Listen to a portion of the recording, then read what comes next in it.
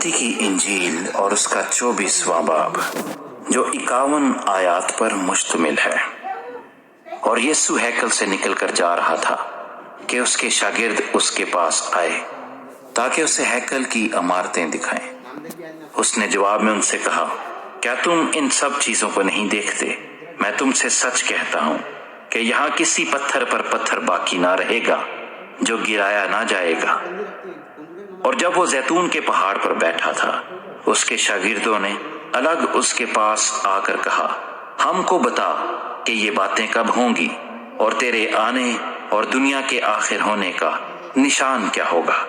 यीशु ने जवाब में उनसे कहा कि खबरदार कोई तुमको गुमराह ना कर दे, क्योंकि बहुतेरे मेरे नाम से आएंगे और कहेंगे मैं मसीह हूं, और बहुत से लोगों को गुमराह करेंगे, और तुम लड़ाइयां और लड़ाइयों की अफवाह सुनोगे। खबरदार घबरा ना जाना, क्योंकि इन बातों का वाक़या होना जरूर है, लेकिन उस वक्त खात्मा ना होगा। क्योंकि कौम पर कौम और सल्तनत पर सल्तनत चढ़ाई करेगी, और जगह जगह काल पड़ेंगे और भौचाल आएंगे, लेकिन ये सब बातें मुसीबतों का शुरू ही होंगी। उस वक्त लोग तुमको इज़ा देने के लिए पकड़वाएंगे और तुमको कत्ल करेंगे, और मेरे नाम की खातिर सब कौमें तुमसे अदावत रखेंगी।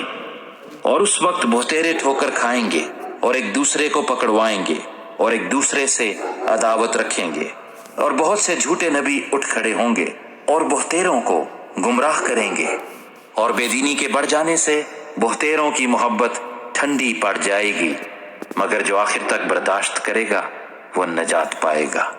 और बादशाही की इस खुशखबरी की मुनादी तमाम दुनिया में होगी, ताकि सब कौमों के लिए गवाही हो, तब खात्मा होगा। बस जब तुम उस उजाड़ने वाली मकरूह चीज को, जिसका जिक्र दानियेल नबी की मार्फत हुआ, मुकद्दस मकाम में खड़ा हुआ देखो, पढ़ने वाला समझ ले, तो जो यहूदिया में हो वो पहाड़ों पर भाग जाएं, जो कोठे पर हो वो अपने घर का असबाब लेने को नीचे ना उतरे, और जो खेत में हो वो अपना कपड़ा लेने को पीछे ना लौटे। मगर अफसोस उन पर जो उन दिनों में हामिला हों और जो दूध पिलाती हों। बस दुआ करो कि तुमको जाड़ों में या सबत के दिन भागना ना पड़े, क्योंकि उस वक्त ऐसी बड़ी मुसीबत होगी कि दुनिया के शुरू से ना अब तक हुई ना कभी होगी। और अगर वो दिन घटाए ना जाते तो कोई बशर ना बचता, मगर बरगुज़ीदों की खातिर वो दिन घटाए जाएंगे। उस वक्त अगर कोई तुमसे कहे कि देखो मसीह यहाँ है या वहां है, तो यकीन ना करना, क्योंकि झूठे मसीह और झूठे नबी उठ खड़े होंगे और ऐसे बड़े निशान और अजीब काम दिखाएंगे कि अगर मुमकिन हो तो बरगुज़ीदों को भी गुमराह कर लें।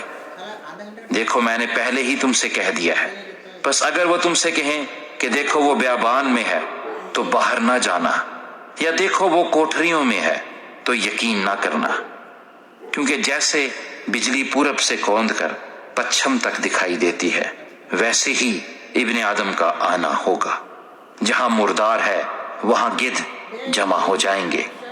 और फौरन उन दिनों की मुसीबत के बाद सूरज तारीक हो जाएगा और चांद अपनी रोशनी ना देगा, और सितारे आसमान से गिरेंगे और आसमानों की कुव्वतें हिलाई जाएंगी।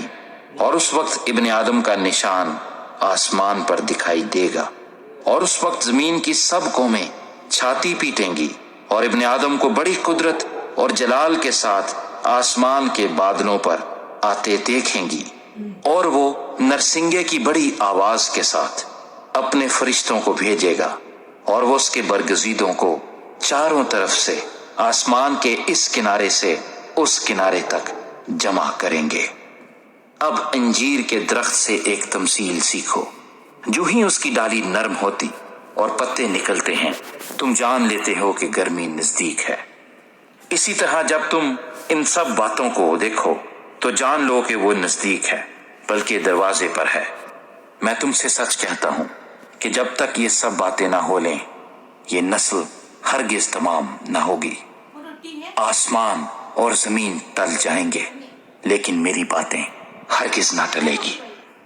लेकिन उस दिन और उस घड़ी की बाबत कोई नहीं जानता, ना आसमान के फरिश्ते, ना बेटा, मगर सिर्फ बाप।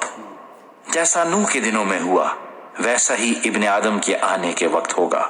क्योंकि जिस तरह तूफान से पहले के दिनों में लोग खाते पीते और ब्याह शादी करते थे, उस दिन तक कि नूह कश्ती में दाखिल हुआ, और जब तक तूफान आकर उन सबको बहा ना ले गया उनको खबर ना हुई, उसी तरह इब्ने आदम का आना होगा।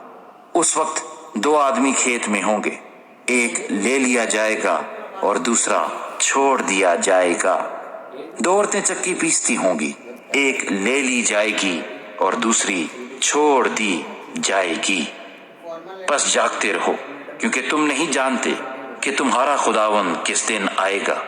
लेकिन ये जान रखो कि अगर घर के मालिक को मालूम होता कि चोर रात के कौन से पहर आएगा, तो जागता रहता और अपने घर में नकब ना लगाने देता।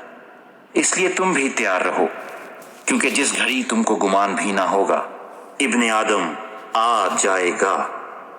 बस वो दयानतदार और अक्लमंद नौकर कौन सा है जिसे मालिक ने अपने नौकर चाकरों पर मुकर्रर किया ताकि वक्त पर उनको खाना दे। मुबारक है वो नौकर जिसे उसका मालिक आकर ऐसा ही करते पाए। मैं तुमसे सच कहता हूं कि वो उसे अपने सारे माल पर मुख्तार कर देगा। लेकिन अगर वो खराब नौकर अपने दिल में ये कहकर कि मेरे मालिक के आने में देर है, अपने हम खिदमतों को मारना शुरू करे और शराबियों के साथ खाए पिए, तो उस नौकर का मालिक ऐसे दिन के वो उसकी राह न देखता हो और ऐसी घड़ी के वो ना जानता हो आ मौजूद होगा, और खूब कोड़े लगाकर उसको रियाकारों में शामिल करेगा। वहां रोना और दांत पीसना होगा।